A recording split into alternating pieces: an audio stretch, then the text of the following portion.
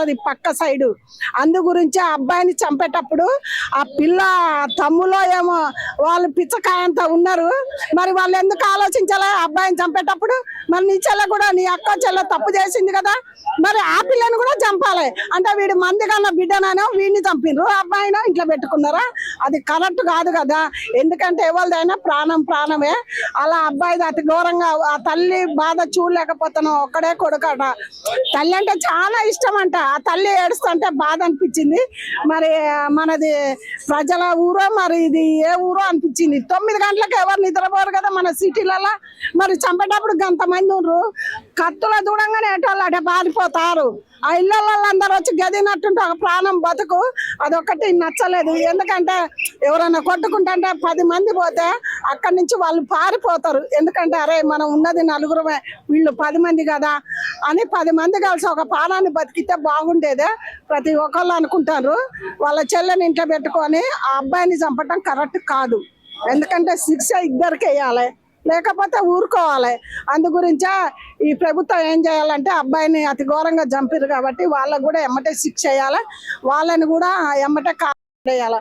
ఎందుకంటే ఇలాంటి ఘోరాలు ఇంకా ఎన్నో జరుగుతున్నాయి.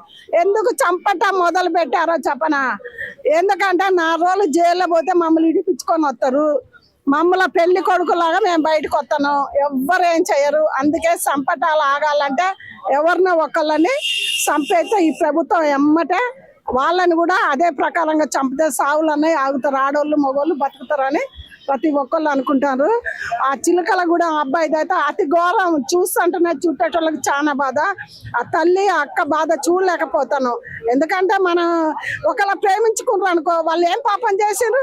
వద్దని చెప్పపోయినా, లేకపోతే మా చెల్లెని ఇయ్యనని మందలు ఇవ్వపోయినరు, పోలీస్ స్టేషన్లో పెట్టుకోపోయినరు, పెద్ద మనుషుల్లో పెట్టకపోయినరు. అది ఒక్కటి చేయకుండా మౌన అతి ఘోరంగా బట్టి గుద్దవల గింత పోరగాళ్ళు దాగి అతన్ని చంపిర్రంటే వాళ్ళకి ఎంత గుండె ధైర్యం అంటే. పోలీసు భయం ఎక్కడుంది? పోలీసు అంటేనే భయం లేదు, చట్టం అంటే భయం లేదు.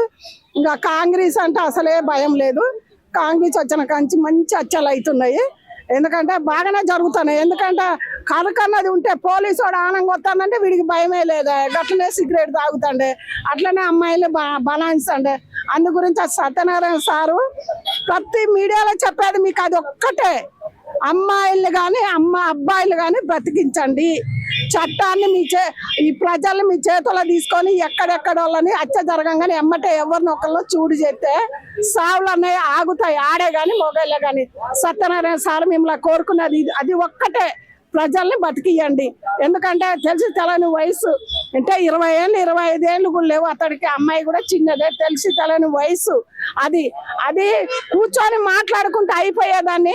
ఒక్క తల్లికి ఒక్కడే కొడుకు అతి ఘోరంగా అబ్బాయిని చంపిండ్రు. మరి ఈ ప్రజలందరూ కూడా ఆ టయాన చాలా మంది చూసుకుంటుండ్రు కానీ ఆయనను కాపాడలేకపోయారు. ఇప్పుడు అదే ప్లేస్ లో ఒక అమ్మాయిని చంపితే వేల మంది లక్షల మంది వస్తారు కదా. ఇప్పుడు అబ్బాయిని చంపారు కాబట్టి ఎవరు పట్టించుకోరు. అరే అబ్బాయిది కూడా ప్రాణమే కదా. నేను అనేది అబ్బాయిది కూడా ప్రాణమే. అమ్మాయి ఎందుకంటే ఈ ప్రజలు కానీ చట్టం కానీ ఎవరు కానీ అమ్మాయి, కానీ అబ్బాయి కూడా అమ్మకే పుట్టిండు కదా. అమ్మాయి ఒక్కతే పుట్టలే, అమ్మాయిదే ముందటేస్తారు. అబ్బాయిలు కూడా వాళ్ళు కూడా ఒక ప్రాణమే, వాళ్ళు కూడా ఒక అమ్మ కన్న బిడ్డే. ప్రతి ప్రాణమైనా ఒక్కటే.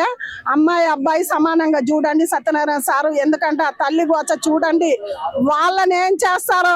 ఇప్పుడు ఇంకొక అమ్మాయి కేసులు అట్టనే ఉన్నారు. ఎందుకంటే ఏదో ఒకటి హత్యలు ఆపాలంటే అది మీ చేతుల్లో ఉంది, హత్యలు కావాలంటే మీ చేతుల్లో ఉంది.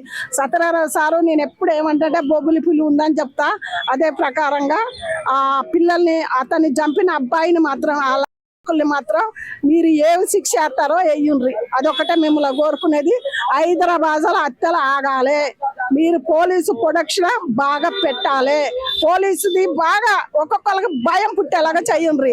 అదొకటే మేము నుంచి కోరుకునేది.